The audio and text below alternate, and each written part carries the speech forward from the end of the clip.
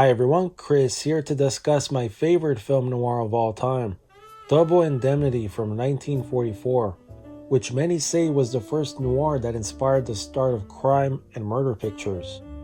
And it stars Fred MacMurray, Edward G. Robinson, and the lovely Barbara Stanwyck, the queen of noir as far as I'm concerned. And she stars as Phyllis Dietrichson, a suburban femme fatale, trying to seduce an insurance salesman named Walter Neff, played by MacMurray, to commit murder. Goodbye, Mrs. Dietrichson. What's the matter? Look, baby, you can't get away with it. You want to knock him off, don't you? That's a horrible thing to say.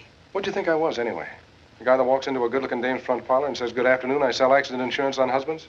You got one that's been around too long, one you'd like to turn into a little hard cash? Just give me a smile and I'll help you collect? Boy, what a dope you must think I am. I think you're rotten. I think you're swell, so long as I'm not your husband. Get out of here. You bet I'll get out of here, baby.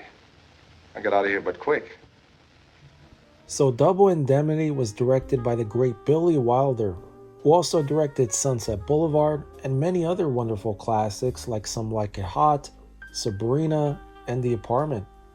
But to me, Double Indemnity is my most favorite of his films, for many reasons, starting off with impeccable performances by the cast, and the chemistry between MacMurray and Stanwyck is one of the best I've ever seen in the history of cinema, and a story that stays with you far beyond the ending.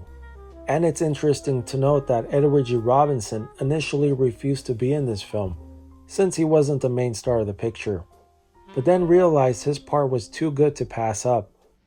How are you, Mr. Galopez? I ain't so good. My truck burned down. Yeah. Now look, Lopez. Every month, hundreds of claims come to this desk. Some of them are phonies, and I know which ones. How do I know?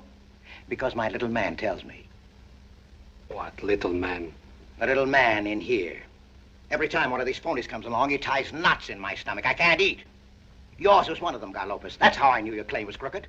But no matter how good the cast or script is, it all comes down to the direction, which Mr. Wilder nailed in all aspects for his first thriller, that still leaves you at the edge of your seat 76 years later after its release. But it doesn't end there. The whole dark and gloomy feel of the film is executed perfectly by cinematographer John F. Zeitz, who will later return to shoot Wilder's other films, The Lost Weekend and Sunset Boulevard. And the various locations for Double Indemnity was shot in Los Angeles, and it's really fascinating to see how it all looked during the early days of Hollywood. Starting off with the Spanish-style home during one of the opening scenes of the film, as Walter drives up, which is actually located in the Hollywood Hills, not far from the Los Feliz area. And nearly 8 decades later, the house still remains. Here are a few images of what it looks like today. And as you can tell, it very much looks the same as it did in the film, with just a few minor changes. And Walter's apartment in the film also still stands, which is located on Kingsley Street in Hollywood.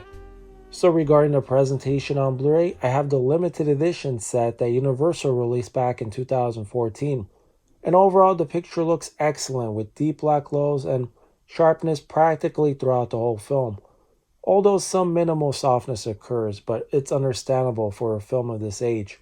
This is a beautiful print, and it includes a decent mono mix. Obviously not a film that's gonna blow your speakers away, but it's a good track for what it is. I enjoyed it. So with all that being said, I'm rating the picture quality a 4.5 out of 5 and a 4 for the sound. And the set includes poster and lobby card reproductions. For features, you get several fascinating discussions on the film, which includes a couple commentary tracks, plus the 1973 remake of the movie, as well as an introduction by the late great Robert Osborne, who was host of Turner Classic Movies. And I remember back in the 90s, he was hosting a call-in segment, and I had the pleasure of speaking to Mr. Osborne. And let me tell you, he truly was just as kind on the phone as he was on TCM, the definition of a gentleman. And as I close out my review, Double Indemnity has stood the test of time. And whether or not you like classic movies, this is a film that must be seen. It's a perfectly crafted picture that not only entertains, but leaves you in awe by what you witnessed. And although there have been many imitators, this is where it all began. Till next time, Take care. It was a hot afternoon, and I can still remember the smell of honeysuckle all along that street. How could I have known that murder can sometimes smell like honeysuckle?